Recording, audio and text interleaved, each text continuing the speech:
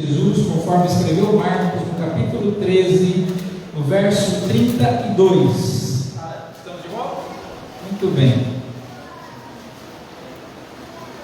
Marcos 13, 32. Lembrando que nós estamos fazendo uma exposição de todas as parábolas de Jesus que estão descritas no Evangelho, nos Evangelhos. Já passamos pelo Evangelho de Mateus. O Evangelho de Marcos tem apenas duas parábolas. Nós meditamos numa delas na quinta-feira, não é? E agora nós estamos na segunda e última parábola que Jesus contou no Evangelho de Marcos. O Evangelho de Marcos tem uma característica diferente do Evangelho de Mateus. O Evangelho de Mateus foi escrito para provar que Jesus era o rei que havia de vir. Então a mensagem de Mateus é: chegou o reino de Deus. Todo o texto do Evangelho de Mateus é a apresentação de Jesus como rei. No Evangelho de Marcos, o objetivo do escritor é demonstrar aos romanos que Jesus é Deus, e demonstra o poder de Deus. Então no Evangelho de Marcos você vê Jesus sempre em atividade. É o Evangelho dos milagres, inclusive. É o Evangelho que mais relata milagres de Jesus. É uma temática diferente. E, de acordo com os estudiosos, o Evangelho de Marcos é o mais antigo, foi o primeiro a ser escrito. E o Evangelho de Mateus e de Lucas tiveram como base o Evangelho de Marcos. Mateus e Lucas usaram o Evangelho de Marcos como base para escrever os seus evangelhos, os seus relatos. Esse Marcos é o João Marcos, que nós vemos lá no livro de Atos, que acompanha Paulo e Barnabé na primeira viagem missionária, era sobrinho de Barnabé, e ele abandona os apóstolos na primeira viagem missionária, mas depois se torna um grande obreiro. E nós vemos isso também lá na segunda carta do apóstolo Paulo a Timóteo, Paulo citando Marcos como um importante obreiro, um importante auxiliar. E Marcos foi discípulo de Pedro. Marcos andou muito com o apóstolo Pedro.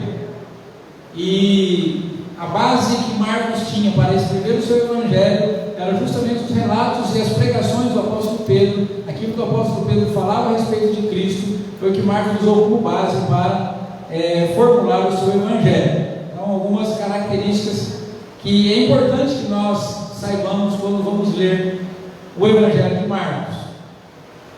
E o nosso texto diz assim, a partir do verso 32 do capítulo 13: mas a respeito daquele dia ou da hora ninguém sabe, nem os anjos no céu, nem o Filho, senão o Pai. Estejam sobre aviso e vigiem, porque vocês não sabem quando será o tempo. É como um homem que, ausentando-se do país, deixa sua casa, dá autoridade aos seus servos, a cada um a sua obrigação, e ao porteiro ordena que vigie. Portanto, vigiem, porque vocês não sabem quando virá o dono da casa, se à tarde, se à meia-noite, se ao cantar do galo, se pela manhã, para que, vindo ele inesperadamente, não encontre vocês dormindo. O que, porém, digo a vocês, digo a todos: vigiem. Oremos. Senhor, mais desta vez, Pai, nos aproximamos do Teu trono de graça, através dos méritos de Cristo, e orientados pelo Espírito Santo, nos achegamos a Ti. Pai amado, pedimos que o Senhor tenha misericórdia de nós agora, que o Senhor não atente, ó Deus amado, para a nossa insuficiência, que o Senhor não olhe agora para as nossas imperfeições, que o Senhor não olhe agora, Pai, para o quanto somos indignos de estar na Tua presença, mas que o sangue derramado na cruz do Calvário agora seja o penhor que nos coloca diante do Senhor, e com confiança, ó Deus, não sem reverência, mas com confiança, nos apresentamos diante de Ti para ouvir a Tua voz. Pedimos que o Teu Espírito fale conosco nesta noite, trabalhe nosso coração, nosso caráter, nos aperfeiçoe e nos edifique para a Tua glória, em nome de Jesus. Amém. Assentados.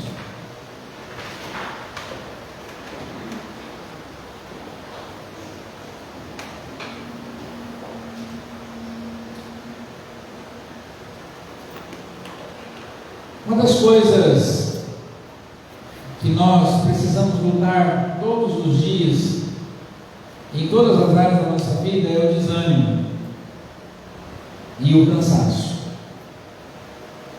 Quando a gente começa uma empreitada, um trabalho, um relacionamento, a gente começa sempre muito animado, cheio de sonhos, cheio de projetos, de expectativas. Mas é fato que com o tempo a gente cansa. O tempo vai passando e a gente vai cansando, a gente vai desanimando. Isso acontece na vida profissional, isso acontece nos relacionamentos, isso acontece também no campo da fé. Se nós não vigiarmos, se nós não estivermos atentos, se nós não mantivermos a nossa vida espiritual dentro daquilo que o Senhor deseja ou projetou para nós, a possibilidade, a probabilidade de cansar é muito grande, porque o tempo faz isso com a gente. Com o tempo a gente cansa, com o tempo a gente vai perdendo a velocidade, vai perdendo o vigor, vai perdendo a força, vai perdendo o entusiasmo, e é comum acontecer isso. Não deveria, mas é comum acontecer. São poucos os que conseguem fazer a declaração de Caleb. A declaração de Caleb é extraordinária. Caleb tinha 85 anos de idade, e quando o povo de Israel estava para entrar na terra prometida, Caleb se apresenta a Josué e fala assim: o mesmo vigor que eu tinha há 40 anos atrás eu tenho hoje para entrar e para sair. E Caleb estava dizendo: ninguém vai lutar no meu lugar, e a minha terra eu vou conquistar, e eu vou lutar com esses gigantes que são os filhos de Anak, que estão na terra que nós vamos possuir, mas a mesma força que eu estava 40 anos atrás. Eu fico imaginando o Senhor de 85 anos, falou assim: não, no meu lugar ninguém vai lutar não, eu vou entrar aí, e aquilo que Deus tem para mim eu vou conquistar com as minhas próprias mãos. São poucos os que conseguem terminar com o mesmo vigor que começaram. E Jesus, sabendo disso, ele conta essa parábola. E essa parábola, ela está inserida no sermão profético de Jesus. Esse sermão profético nós já vimos ele no Evangelho de Mateus. E no verso 37 que nós lemos aqui, Jesus frisa muito a necessidade da vigilância. Essa parábola é uma parábola que fala sobre vigilância, porque a vigilância é uma característica própria daqueles que aguardam a vinda de Jesus.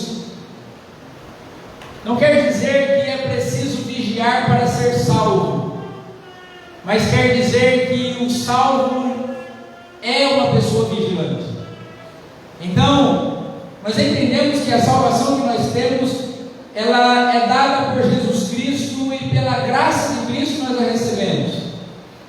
Nós não somos salvos por mérito, não é pelo que a gente faz ou deixa de fazer que recebemos a salvação. A salvação é dada por Jesus. Jesus morreu na cruz do Calvário por nós, e a salvação só pode acontecer baseada nos méritos de Cristo e não nós. Mas uma vez tendo sido alcançados por essa graça, uma vez tendo sido salvos por Jesus, esse salvo ele possui algumas características.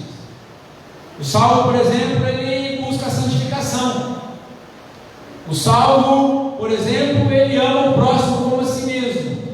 O salvo, ele ama a Deus acima de todas as coisas. São características que fazem parte do caráter do salvo, porque é fruto do Espírito. Não é algo que está nele, não é algo que nasceu com ele ou que ele possa produzir por esforço próprio, mas é o fruto do Espírito Santo na vida dele. Quando nós lemos lá em Gálatas 5, 22 e 23, onde fala do fruto do Espírito, o apóstolo Paulo é enfático a dizer: o fruto do Espírito é fidelidade, mansidão, benignidade, domínio próprio, e todas aquelas coisas que nós encontramos naquele texto. E diz assim: e contra essas coisas não há lei. E aqueles que são de Cristo crucificaram a carne com as suas paixões, e não vivem mais para si mesmos, mas por aquele que o salvou. Então nós não podemos, de maneira alguma, transformar o Evangelho numa mensagem moralista, que prega: faça isso e você será salvo. Mas nós precisamos entender que o Evangelho é uma mensagem que mostra que aqueles que são apóstolos, eles têm uma característica diferente das demais pessoas que ainda não conhecem a Jesus, que ainda não foram alcançados por essa graça. E é importante frisar isso aqui. E Jesus, nesse texto, nessa parábola, ele enfatiza a necessidade da vigilância. É preciso vigiar. Aquele que é salvo, ele precisa ser uma pessoa que esteja sempre alerta, assim como os escoteiros, sempre alerta. Quem já foi escoteiro? Alguém já foi escoteiro? Ninguém foi escoteiro aqui, nem eu. Mas é o lema dos escoteiros, sempre alerta, não é? Assim como os soldados precisam estar sempre em prontidão, né? O Pedro já foi da Guarda Nacional da Venezuela, né? Quem é que já serviu o exército, o quartel, tipo de guerra, alguma coisa assim? Mas ninguém? Só o João Pedro dele, que foi militar. Então, é preciso que haja uma vigilância. O cristão é alguém que está em constante vigilância. Aquele que foi salvo, aquele que alcançou a graça de receber Jesus como Salvador, ele necessariamente é uma pessoa que precisa estar em vigilância. Mas e se não é? E se a pessoa, ela entende que é um salvo em Cristo Jesus, mas ela ainda não tem essa preocupação com relação à vigilância? É uma característica que precisa ser desenvolvida, então. Porque a salvação, ela não pode ser conquistada por mérito próprio, mas a salvação precisa ser desenvolvida. O apóstolo Paulo escreveu isso: desenvolvei a vossa salvação. É preciso desenvolver essa característica como uma pessoa salva em Cristo Jesus. E nesse texto, Jesus, ele fala sobre alguns aspectos dessa vigilância, e fala como ele deseja que nós vigiemos enquanto aguardamos a sua vinda. Ele fala sobre como ele gostaria ou como ele deseja nos encontrar quando vier buscar a sua igreja.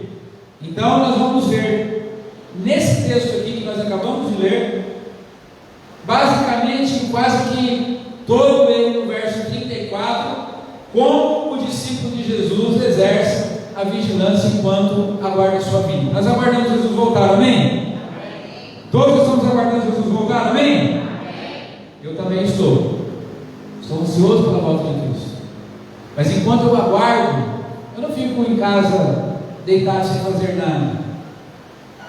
Eu estava alguns anos atrás em Marília, e um dos pastores que estava ministrando ali para outros pastores era um americano, pastor David. E ele ensinou algo muito interessante para a gente. Porque quando a gente fala esperar em português, geralmente a gente entende como um tempo em que a gente vai ficar sem fazer nada. Fala assim, espera, ou você tem que esperar, vamos esperar Jesus voltar, ou espera o almoço ficar pronto, ou espera alguém te atender. Geralmente a gente entende como um tempo que você vai perder, que você fica ocioso. Mas ele falou para a gente o seguinte: a palavra espera em inglês é wait. É isso, professor? Wait. E o professor ele não deixa falar a vogal no final, ele corrige a gente. Wait. Wait. Mas a palavra garçom em inglês é waiter, que é wait ou wait, né? Mas igual falar na vogal, que ele briga comigo se eu falar vogal. E tem o ER no final, o waiter, ou seja, é alguém que está esperando, mas enquanto espera, serve. Então, o garçom é alguém que espera, mas enquanto está esperando, ele serve. Ele espera para servir. Então, o garçom é aquele que está em pé, aguardando o cliente chegar, e quando esse cliente chegar, ele irá servi-lo. Então, é assim que nós devemos esperar. O pastor David estava nos ensinando isso. Nós esperamos a Cristo, mas enquanto esperamos, nós esperamos de uma maneira ativa e não passiva, e muito menos ociosa. E esse texto ele mostra o que Jesus espera que nós exerçamos enquanto o esperamos. Então, o discípulo de Jesus, enquanto ele espera a volta de Jesus, ele vigia, e ele vigia primeiramente quanto à propriedade. O primeiro aspecto da nossa vigilância é uma vigilância em relação à propriedade. Por que em relação à propriedade? No verso 34, o texto diz que é semelhante a um homem que deixou a sua casa. Nós estamos aqui, mas estamos em casa alheia. Nós não podemos achar que somos o dono da casa, porque se a gente acha que é o dono da casa, a gente relaxa na vigilância. Então imagine que você foi convidado para ir numa casa a primeira vez. Você chega todo cheio de cerimônia, não é? Você pergunta onde é o banheiro, você fica olhando as outras pessoas como elas se comportam, para ver se você se comporta mais ou menos igual. Tem toda uma cerimônia. Mas a partir do momento que você começa a ficar meio de casa, não é? Aí você vai perdendo essa cerimônia. Aí tem uns que vai até no banheiro e deixa a porta aberta. Então você perde a cerimônia. Mas no reino de Deus, para que a gente não desanime, para que a gente não se esqueça de que Jesus vai voltar, o primeiro aspecto dessa vigilância, nós nunca nos esquecermos que estamos cuidando da casa alheia. Nós cuidamos das coisas que pertencem a Deus.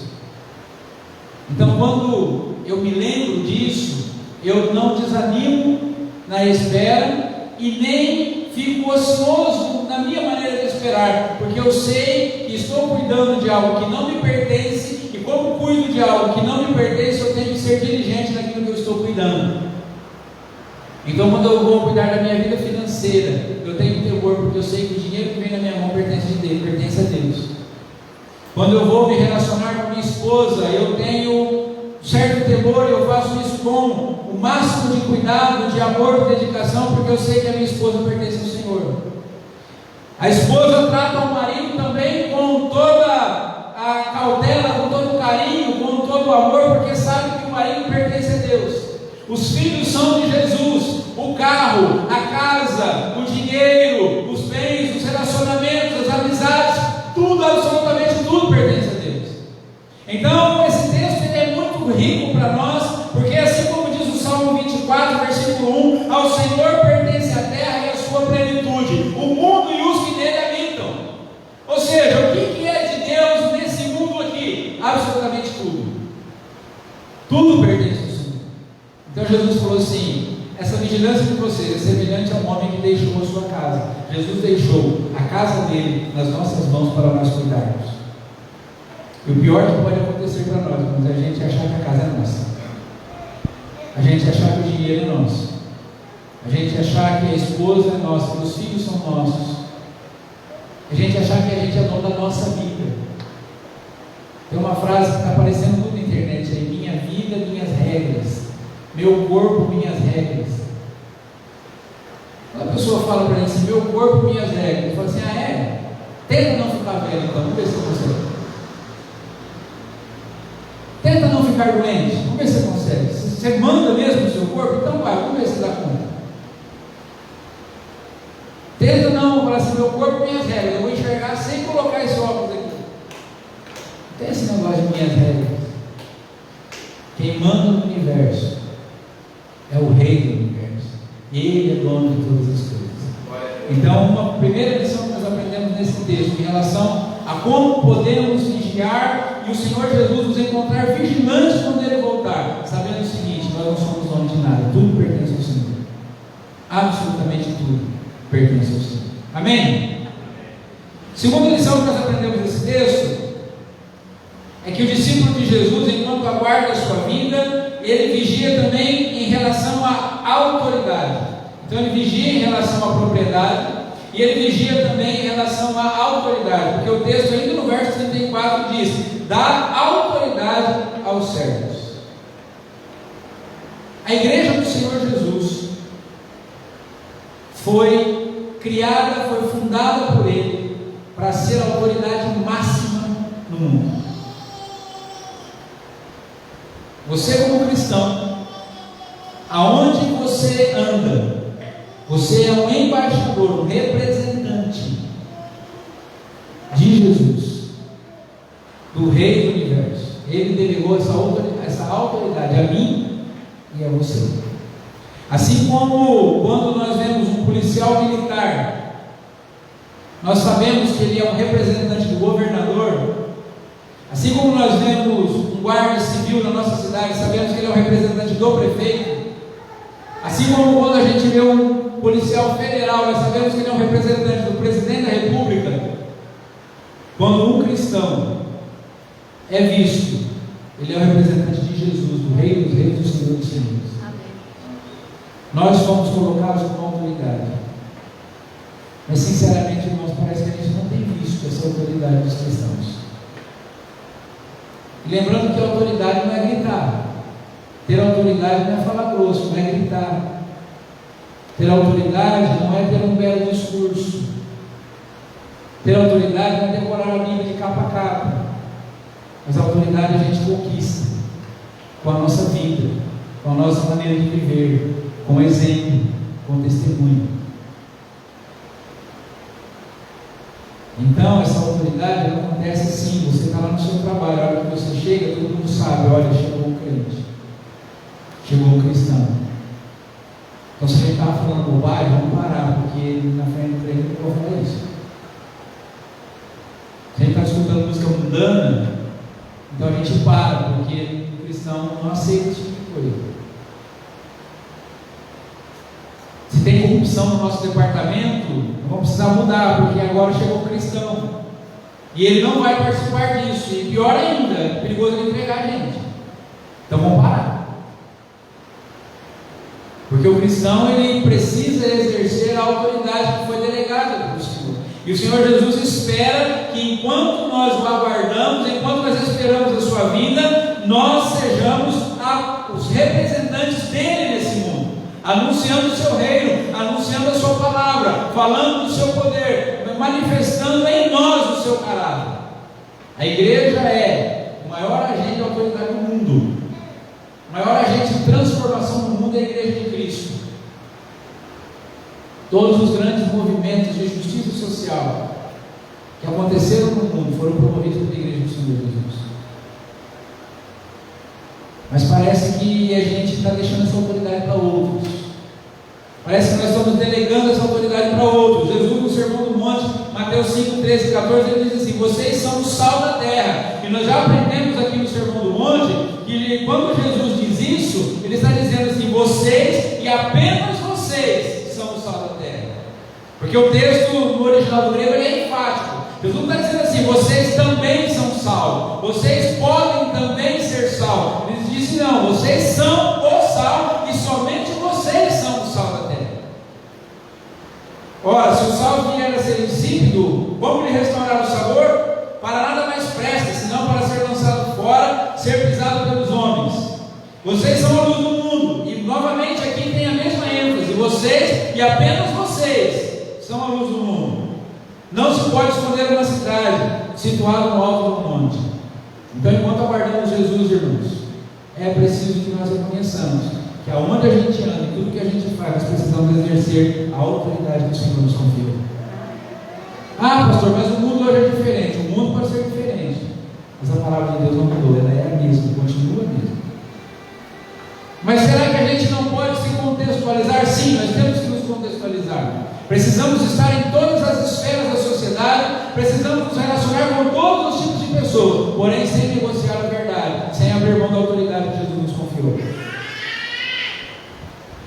O Filho de Deus, ele precisa olhar para o ímpio e falar assim: você precisa se arrepender dos seus pecados, porque se você continuar caminhando do jeito que você vai para o inferno. E é isso que a palavra de Deus diz. E eu estou aqui como representante de Jesus para dizer isso para você. Eu amo você demais para não falar a verdade para você. Ainda que custe a amizade, ainda que custe o reconhecimento, ainda que custe perseguição, é preciso exercer a autoridade que o Senhor nos confiou. É um homem que, deixando a sua casa, dá autoridade aos seus servos. Amém? Terceira lição que nós aprendemos aqui: o discípulo de Jesus, enquanto o aguarda, ele vigia também com relação à sua obrigação. Porque o Senhor, ele deixa a sua casa, delega a autoridade e passa para cada um a sua obrigação. No reino de Deus, todos têm trabalho a fazer. E ninguém pega o trabalho de ninguém. Cada um tem a sua obrigação, cada um tem o seu trabalho. Mas o grande problema nosso é que às vezes a gente fica olhando o trabalho dos outros. Se eles estão fazendo ou se eles não estão fazendo. E o da gente a gente não faz.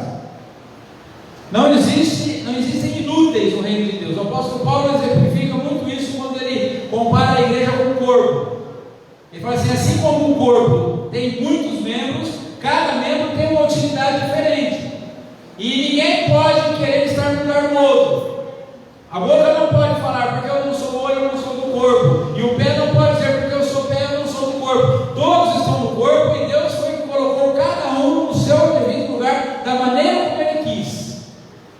Então, nós não desanimamos nessa vigilância enquanto aguardamos o reino de Deus, se nós tivermos consciência de que temos uma obrigação a fazer, nós temos um trabalho a realizar.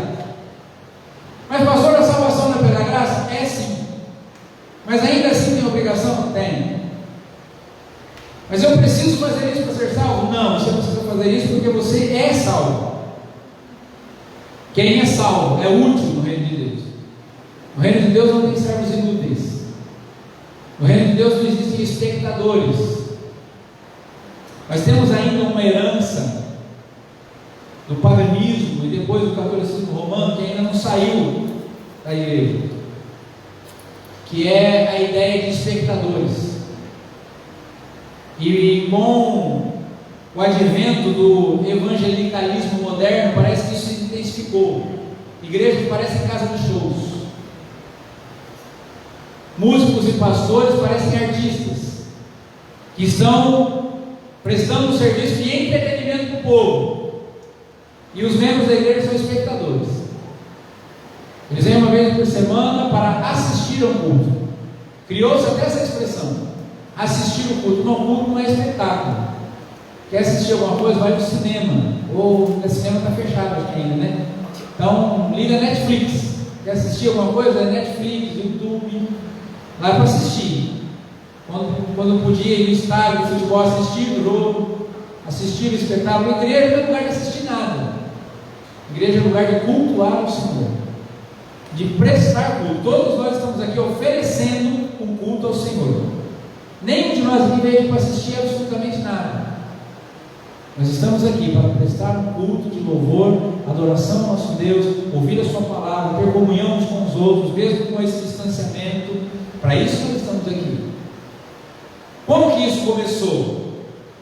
Quando a igreja cristã foi instituída, a igreja se reunia nas casas.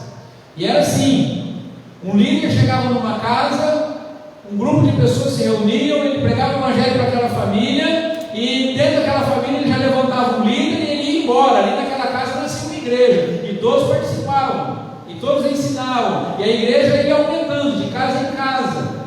Mas aí quando a igreja se tornou institucionalizada por volta do ano 300, aí o que aconteceu? O sacerdócio, que era universal, que estava na mão do povo, foi tirado da mão do povo e passado para o clero. E agora o clero exercia o sacerdócio, o povo tinha que ficar assistindo. O sacerdote ministrava diante do povo de costas, e uma língua que o povo não entendia ainda. E muito disso ainda existe hoje. Uma sensação de que o sacerdócio não é universal, mas a palavra de Deus é enfática, que o Senhor Jesus, Ele nos constituiu reino e sacerdócio.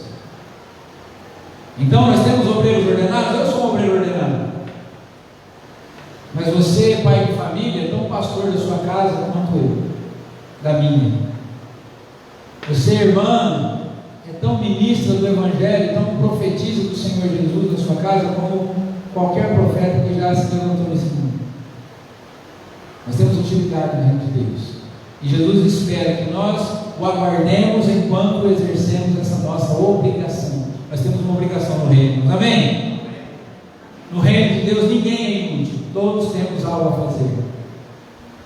E para que nós não desanimemos, é preciso que nós continuemos firmes, sabendo que Deus espera de nós, que Jesus espera de nós, e quando Ele chegar aqui, Ele nos encontra fazendo aquilo que Ele mandou a gente fazer.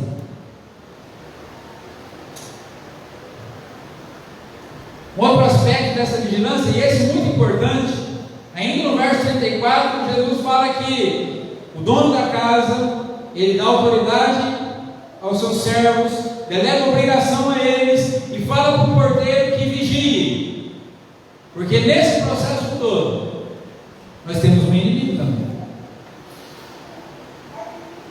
A palavra do Senhor diz que adversário, ele anda ao nosso redor, bramando como um leão, buscando quem possa tragar.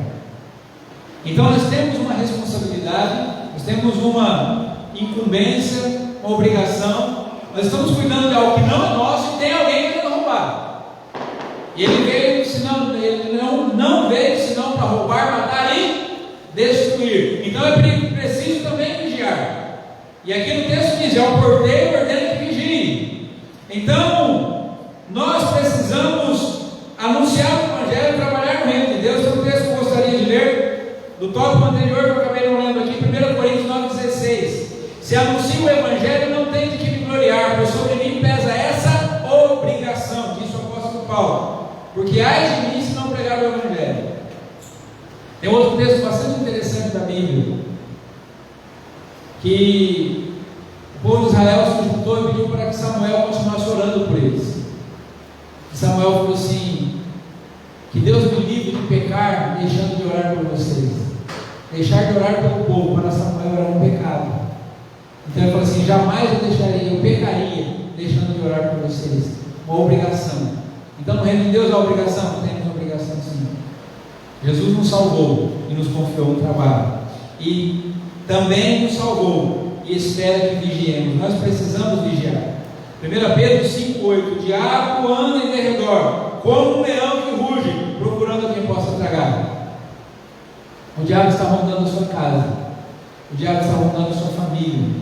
O diabo está rondando o seu trabalho. É interessante, às vezes eu olho, não converso com pessoas que chegam e falam assim: pastor, o diabo está furioso comigo. Você está furioso com todo mundo, irmão. Não é só com você não. O diabo não gosta de ninguém. Coisa que o diabo não conhece é amor. Ele não sabe o que é amor, misericórdia, não sabe. Piedade, ele não conhece esses sentimentos. Então o diabo não gosta de ninguém. Você tem que estar em constante vigilância. Uma pequena brecha na sua vida, uma pequena porta que você deixar aberta, ele pode fazer um estrago. Então o homem tem que vigiar. Principalmente o homem da casa tem que vigiar. Porque ele é o homem, uma pessoa colocada por Deus ali para guardar o lar. Quando Deus criou o jardim do Éden, ele pôs um homem lá para guardar aquele jardim. Ele falou para aquele homem: cuide desse jardim, isso aqui é responsabilidade sua. A proteção é responsabilidade do homem. É claro que há lares em que o homem não está presente, então as irmãs cumprem também com essa responsabilidade. Não era para ser assim, mas acontece. Mas nós homens precisamos estar alertas. Eu aprendi com o pastor José Maria, lá na Universidade da Família. Ele diz assim: o diabo, para entrar na minha casa, tem que passar por cima de mim primeiro. A autoridade lá sou eu. Deus me confiou essa autoridade. Não tem mérito nenhum nisso, é graça de Deus. Então nós precisamos vigiar, vamos orar pela família, orar com a família. Precisamos filtrar o que entra dentro da nossa casa.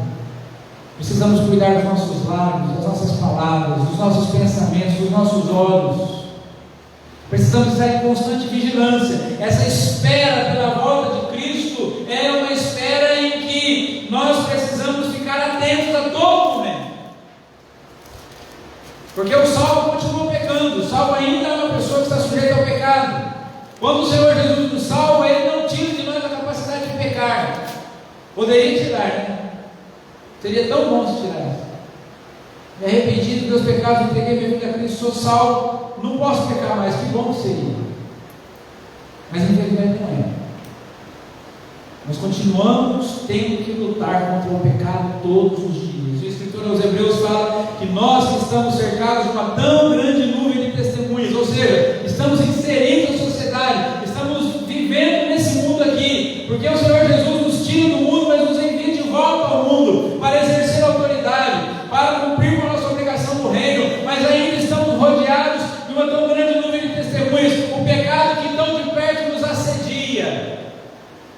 Nós precisamos, nesse ambiente, nós precisamos deixar todo embaraço, deixar esse pecado que está nos rodeando e correr com paciência a carreira que nos está proposta, olhando para Jesus.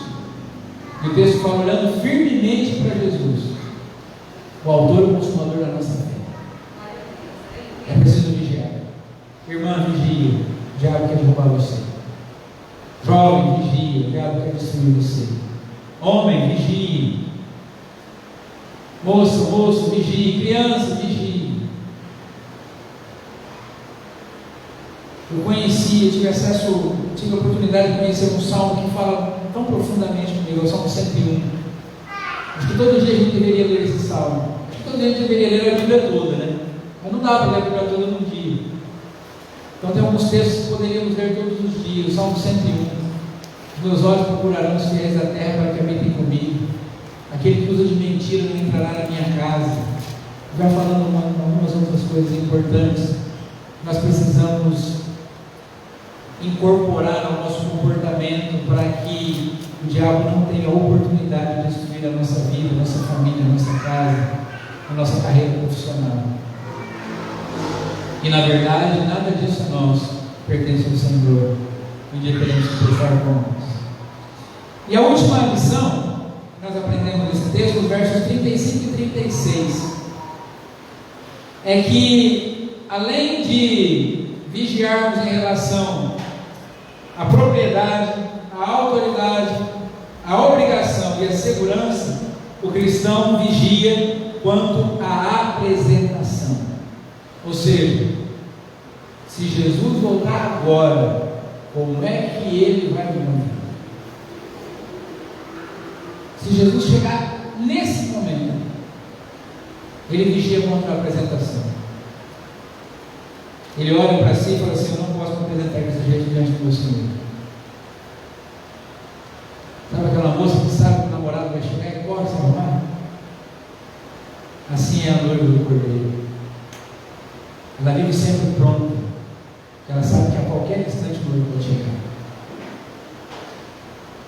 Então nós não podemos viver uma vida achando que quando o Senhor Jesus vier nos buscar, a gente pode se apresentar diante dele de qualquer jeito, de qualquer maneira, falando palavrão, assistindo novela, caindo bêbado, falando mal dos outros, preguiçosos, sem fazer nada no reino de Deus, sem conhecer a Bíblia, sem falar de Jesus para ninguém. Não é assim que o Senhor espera nos encontrar. Efésios capítulo 5, a parte B, versículo 25 até o verso 27 diz assim: como também Cristo amou a igreja e se entregou por ela, para que a santificasse, tendo-a purificado por meio da lavagem de água pela palavra, para a apresentar a si mesmo como uma igreja gloriosa, sem mancha, nem ruga, nem coisa semelhante, porém santa e sem defeito. Como que eu e você precisamos viver nesse mundo, aguardando o Senhor Jesus voltar, vivendo em pureza, vivendo em santidade, sabendo que a hora que o Senhor chegar para nos buscar, não podemos nos apresentar diante dele de qualquer jeito. É assim que o salmo espera Jesus. Uma das críticas que a gente ouve quando você fala sobre essa questão da justificação pela graça, uma das críticas é assim: então se eu sou salvo, eu posso fazer o que eu quiser, posso viver bagunçando, porque eu sou salvo mesmo. Quem pensa assim não entendeu o que é graça, nem o que é justificação pela graça. A palavra justificação significa tornar justo, e ninguém que é tornado justo tem prazer em continuar vivendo no pecado. Porque se tem prazer em viver no pecado, não tem justificação nisso. Não se converteu, precisa se converter urgente. Quem vive no pecado, deliberadamente no pecado, ama o pecado e quer estar no pecado, precisa se converter. Precisa se arrepender e precisa se converter. Porque a hora que Jesus vier, vai ficar. Porque quando o pecado acontece na vida de alguém que realmente se converteu, ele é um acidente indesejável. E é um pecado em que essa pessoa quer se ver livre dele o mais rápido possível. Traz tristeza ao coração, traz dor, traz sofrimento, traz lágrimas de arrependimento, não lágrimas de crocodilo. E essa pessoa corre para a presença de Jesus de novo. Isso é justificação pela graça. E esse salmo, ele aguarda a vida do Senhor Jesus. E enquanto aguarda, ele cuida da santificação, ele cuida do caráter, ele cuida de todos os aspectos da vida. Porque ele pensa assim: se o meu Senhor chegar hoje, eu não quero que ele me encontre de forma indigna. No versículo 32, Jesus faz uma advertência e fala assim: olha, eu digo isso para vocês e digo isso a todos. Jesus está dizendo, é muito importante isso que eu estou dizendo a vocês, prestem muita atenção, não levem isso na brincadeira, porque nem ele e nem mais ninguém sabia quando se daria a sua vinda. Jesus falou assim: eu não sei quando eu vou voltar, os anjos não sabem quando eu vou voltar. Então não levem isso na brincadeira, porque pode acontecer a qualquer instante. Nós concluímos dizendo e saber que aquilo que nós administramos pertence a Deus, exercer a nossa autoridade no mundo, cumprir com a nossa obrigação no reino de Deus, essa obrigação determinada por Ele, estar vigilantes contra os ataques do inimigo e permanecer prontos, puros, santos, aguardando a vinda do Senhor Jesus, não salva absolutamente ninguém. Não é algo que nós fazemos para ser salvos. Esses não são meios para se obter a salvação, mas todos aqueles que são salvos demonstram essa salvação desenvolvendo esse tipo de vigilância que Jesus disse aqui. Todos aqueles que são salvos sabem que o que tem nas mãos não pertence a si, pertence a Deus. Sabem que como representantes de Jesus precisam exercer a autoridade no mundo. Sabem que têm uma obrigação no reino de Deus e tratam disso com carinho, com amor e com esmero. Sabem que existe um inimigo que quer nos derrubar e vigiam contra ele dia e noite. E buscam a cada dia se santificar para que o Senhor me encontre digno, como uma noiva sem mancha e sem ruga. É assim que se dá a vigilância na vida do salvo. E é claro, mas é claro, que nenhum de nós aqui conseguiu desenvolver isso perfeitamente ainda. Por isso nós precisamos de Jesus. Nenhum de nós aqui pode falar assim: não, pastor, no momento nenhum eu trato os meus bens como se fossem meus, eu sei que pertencem ao Senhor. Não. Tem algum momento que a gente trata algumas coisas como se fossem nossas. Pega o dinheiro que é de Deus e gasta com uma coisa que Jesus nunca compraria, alguma coisa que Jesus nunca gastará. Fecha a mão para a obra missionária, não ajuda o necessitado, porque acha que é dono daquilo que está nas suas mãos. Todos nós aqui fazemos isso em algum momento.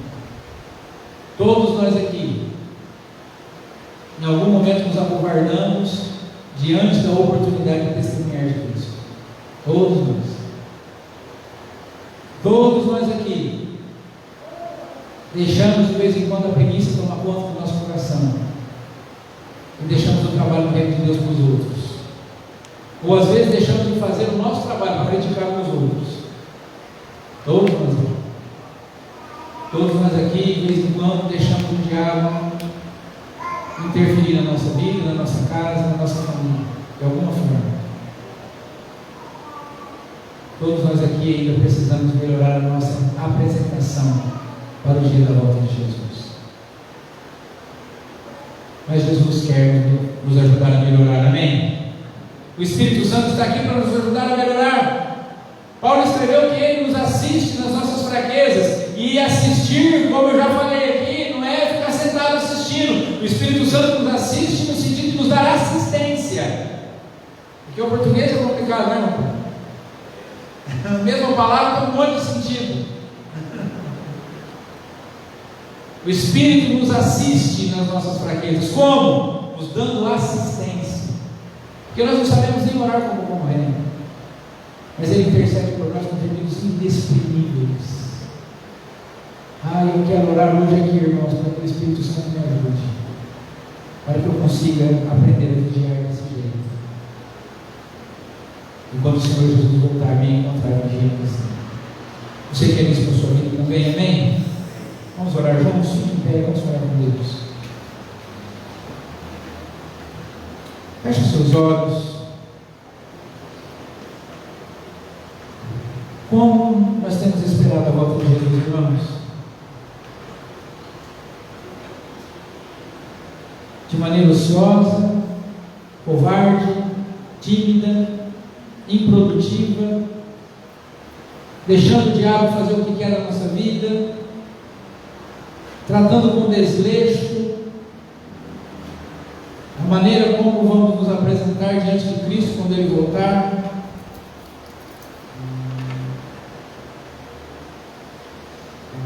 Eu creio que a maioria dos que estão aqui já entregaram a sua vida a Cristo, já são salvos em Cristo Jesus. Alguns que estão em casa também. Mas eu quero dizer que se você ainda não tem certeza, da sua salvação, se você ainda não entregou a sua vida a Jesus Cristo, faça isso agora em nome de Jesus. Seja salvo, seja liberto, seja transformado. Entregue-se a Cristo hoje em nome de Jesus. Você terá teu nome escrito no livro da vida. Você terá o Espírito Santo morando dentro de você. E Ele vai te ensinar a administrar os bens que pertencem ao Senhor. Vai fazer de você uma autoridade, vai te revestir de autoridade.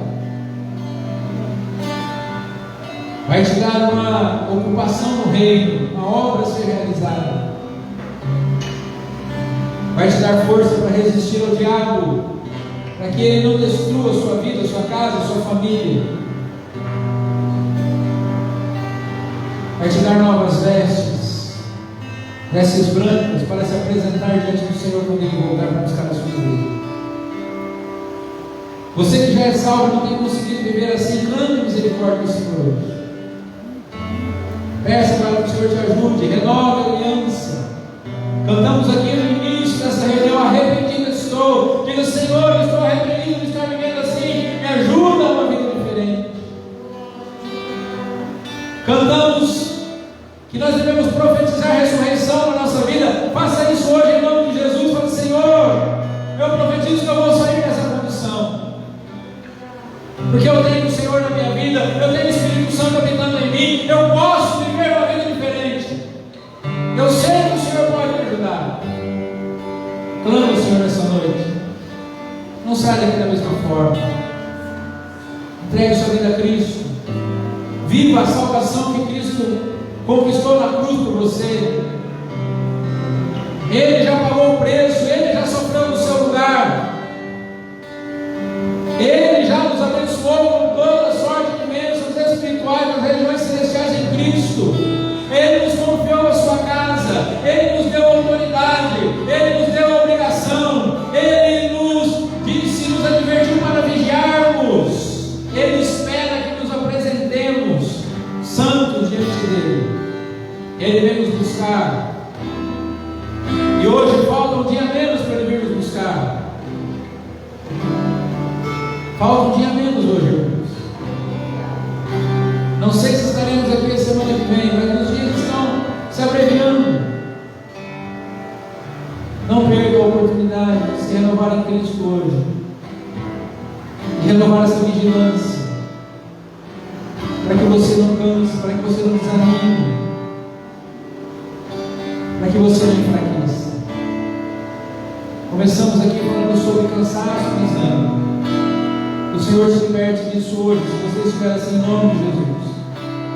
Que o Senhor te fortaleça para que você não caia, para que você não desanime, para que você não desista da caminhada, mas para que você avance cada vez mais.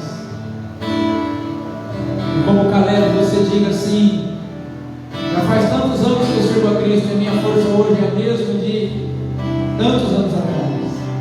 Eu ainda tenho hoje o mesmo vigor desde o dia que eu entreguei a minha vida a Cristo. Eu ainda tenho a mesma alegria em cantar, ainda tenho a mesma alegria em orar, tenho a mesma alegria em evangelizar, em testemunhar que Jesus, em ler a Bíblia. A mesma alegria, o mesmo vigor, o mesmo entusiasmo, a mesma força, a mesma fé, o mesmo amor. Senhor, tem misericórdia de nós, tem misericórdia de nós. Sabemos, ó Deus, que não é pelo que fazemos ou deixamos de fazer que somos salvos. O Senhor nos salvou. O Senhor pagou o preço da nossa salvação na cruz do Calvário, morreu no nosso lugar. Mas o Senhor nos salvou, ó Deus, para uma vida de santidade, para uma vida de retidão, para uma vida, Senhor, de serviço. trabalho, para sermos, ó Deus amado, representantes do Senhor, enquanto o Senhor não vem buscar a tua igreja. Tu nos confiaste os teus bens, nos deste autoridade, nos deste, Senhor amado, dons, talentos abençoados, abençoadores. O Senhor nos deu capacidade para resistir ao diabo e ele fugir de nós. Senhor, mas ainda somos fracos, ainda somos pequenos, precisamos da tua misericórdia. Sabemos que o Senhor já enviou o teu Espírito Santo e ele nos assiste nas nossas fraquezas. Então queremos pedir, ó Espírito de Deus, ajuda-nos nas nossas fraquezas, aperfeiçoa-nos a cada dia, fortalece-nos a cada dia, ensina-nos a cada dia, para que possamos viver de maneira que agrade o nosso Senhor, que manifeste o seu reino, que manifeste a sua glória, a sua autoridade, por onde entrarmos e tudo que fizermos. Porque nós não queremos, ó Deus, que o Senhor volte e nos encontre sujos, maltrapilhos, preguiçosos, ociosos, inúteis, servindo mais ao diabo do que ao Senhor. Não queremos nos apresentar diante do Senhor assim. O Senhor é o nosso Salvador, o Senhor merece o melhor de nós, o melhor que pudermos fazer, o melhor que pudermos dar. Ajuda-nos, Senhor, a viver dessa forma, para a tua glória, em nome de Jesus. Obrigado, Senhor, por mais esse tempo na tua presença. Obrigado por nos permitir, ó Deus, cultuar o Senhor, por receber o nosso louvor e a nossa adoração. Obrigado, ó Deus, por essa comunhão maravilhosa entre irmãos. Obrigado por tudo que o Senhor tem feito, Pai. Leva-nos debaixo da tua graça. Uma semana abençoada para nós, teus filhos. Em nome de Jesus e para a tua glória. Agora, queridos, que a graça do Senhor Jesus Cristo, o amor de Deus, o nosso Pai, e a comunhão e as consolações do Espírito Santo estejam com todos vocês e com toda a igreja do Senhor Jesus, onde ela estiver aguardando a vinda de Cristo. E aqueles que querem esperar o Senhor em constante vigilância, digam amém. Deus abençoe a todos. Semana de bênção, em nome de Jesus. Obrigado, irmão Diego, irmã Amanda, a Donizete e a Gabi que estiveram conosco. Lembrando que o irmão Donizete e a irmã Gabi, mais 6